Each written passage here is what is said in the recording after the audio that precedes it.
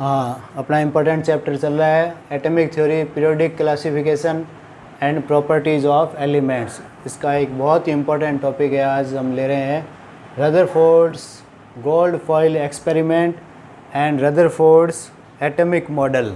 बहुत important topic है, बड़े क्वेश्चंस में बोर्ड एग्ज़ाम में आता है कई बार, तो बहुत इम्पोर्टेंट है। तो पहले अपन स्टार्ट कर रहे हैं Rutherford's gold foil experiment. Rutherford ने एटम की स्ट्रक्चर जानने के लिए गोल्ड फॉइल ली और उसके ऊपर एक्सपेरिमेंट किए। देखो वो पूरा नाम था इसका Ernest Rutherford, E Rutherford and his coworkers have performed an experiment of bombing alpha particles on very thin gold foil. High energetic alpha particles were bombarded on very thin gold foil 10 to the power minus 7 meter. The spherical layer of gold foil was coated with zinc sulfide so that whenever an alpha particle struck the region, a tiny flash of light was produced at that point, which determines the direction of alpha particles. तो इसमें ये बता रहा है कि Rutherford ने एक बहुत ही पतली गोल्ड फॉइल ली, यानी सोने की पन्नी ली, जिसकी जो मोटाई थी या थिकनेस थी वो 10 to the power minus 7 metre थी। इसके ऊपर उसने, इस गोल्ड फॉइल के ऊपर जो स्पेरिकल थी गोल्ड फॉइल, उसके ऊपर उसने अल्फा पार्टिकल्स की बॉम्बिंग की, यानी बौछार की। और उसने जो गोल्ड फॉइल ली थी उसके ऊपर जिंक सल्फाइड का कोटेड किया हुआ था यानी लेप किया हुआ था, जिससे कि अल्फ़ा पार्टिकल जहाँ स्ट्रक करते उस रीजन पे तो एक टिनी फ्लैश ऑफ लाइट उत्पन्न होती इस पर। जहाँ पर भी अल्फ़ा पार्टिकल उस गोल्ड फॉइल के ऊपर गिरते तो एक चमक उत्पन्न होती हल्की सी, which determine the direction of alpha particle. वो उस चमक के कारण पता चलता कि अल्फ़ा पार्टिकल की जो डायरेक्शन है गोल्ड फॉइल से टकराने के बाद या उसमें से गुजरने के बाद में, वो डायरेक्शन अल्फ़ा पार्टिकल्स की क्या है। ये जो उसने एक्सपेरिमेंट किया उसका ऑब्जर्वेशन उसने अपने एक्सपेरिमेंट में इस तरह से पाया। फर्स्ट था observation, most of the alpha particles pass through foil without undergoing any deflection from their original path. उसने देखा कि ज़्यादातर जो अल्फ़ा पार्टिकल है वो गोल्ड फॉइल में से सीधे ही निकल गए, विदाउट अंडरगोइंग एनी डिफ्लेक्शन, बिना किसी डिफ्लेक्शन के वो गोल्ड फॉइल में से सीधे निकल गए। Second, some particles were deflected through some angles. कुछ जो पार्टिकल्स थे वो कुछ एंगल से डिफ्लेक्ट हो गए, ज़्यादातर तो सीधे ही निकल गए, और कुछ जो है पार्टिकल्स वो डिफ्लेक्ट हो गए, थोड़े से मुड़ गए। 1 alpha particle out of 20,000 alpha particles were deflected back through 180 degree angle. और हर 20,000 अल्फ़ा पार्टिकल में से 1 अल्फ़ा पार्टिकल जो है वो 180 डिग्री के एंगल से डिफ्लेक्ट हो गया, यानी वापस टकरा कर लौट आया।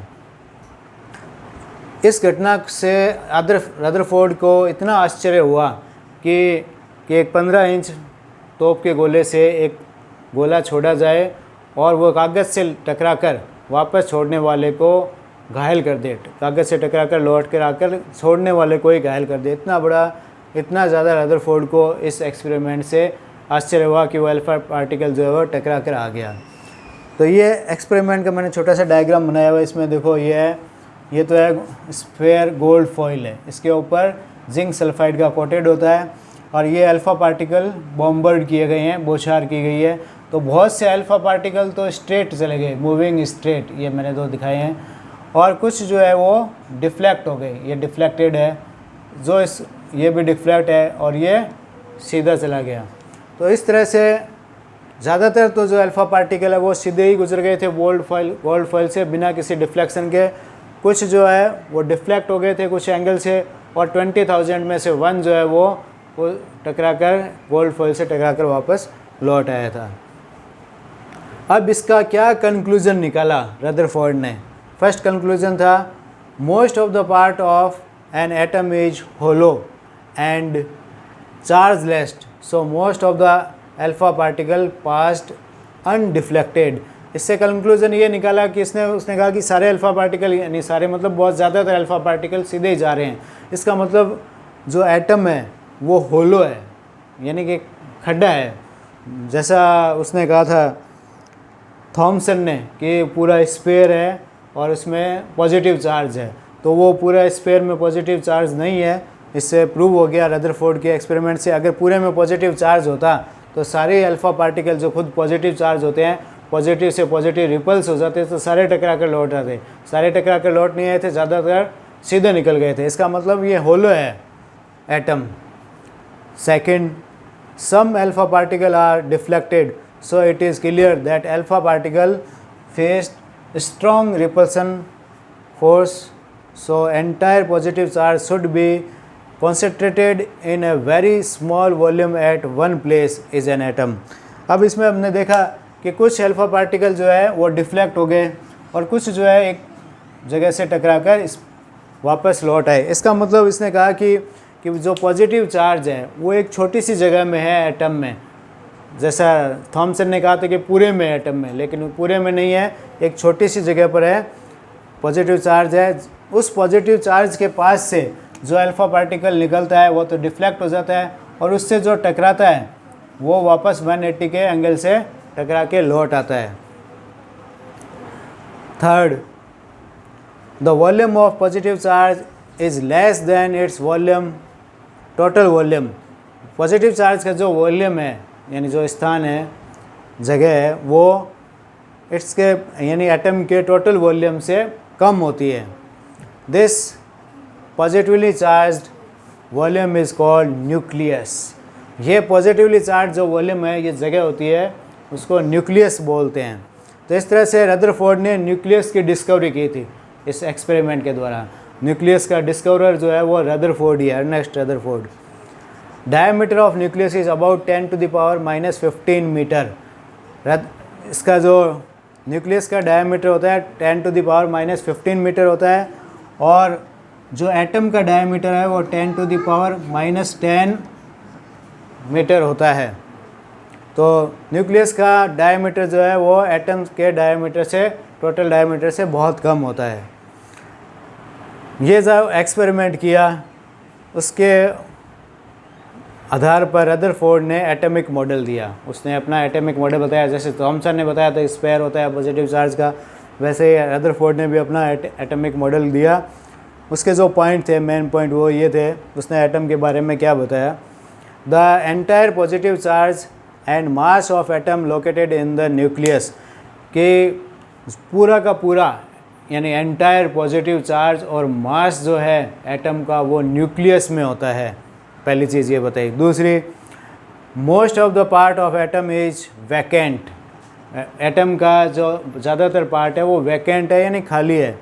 इन which electron revolve around nucleus. उस खाली पार्ट में इलेक्ट्रॉन जो है उसके चारों ओर चक्कर लगाता है। ये जैसे न्यूक्लियस है और ये जो होलो वैकेंट पार्ट है, इसमें इलेक्ट्रॉन ऐसे सर्कुलर पाथ में चक्कर लगाता है। Third, atom is electrically neutral. Atom जो है इलेक्ट्रिकली न्यूट्रल होता है। ऐसा थॉमसन ने भी बताया था कि जितना पॉजिटिव चार्ज होता है उसके इक्वल इलेक्ट्रॉन होता है नेगेटिव चार्ज। तो टोटली वो क्या हो जाता है, एटम इलेक्ट्रिकली न्यूट्रल होता है। ऐसा ही रदरफोर्ड ने भी बताया कि एटम जो है इलेक्ट्रिकली न्यूट्रल होता है, यानी जितना पॉजिटिव चार्ज होता है न्यूक्लियस में उसके चारों ओर उतना ही नेगेटिव चार्ज इलेक्ट्रॉन के रूप में होता है। Fourth, size of nucleus is very small as compare to the size of the atom. ये हम बता ही चुके हैं पहले कि न्यूक्लियस का जो साइज़ है वो बहुत छोटा होता है as compare to size of atom. Atom के कंपैरिजन में न्यूक्लियस का साइज़ बहुत छोटा होता है। आज इस वीडियो में अपना इतना ही। लाइक, शेयर और सब्सक्राइब करते रहना।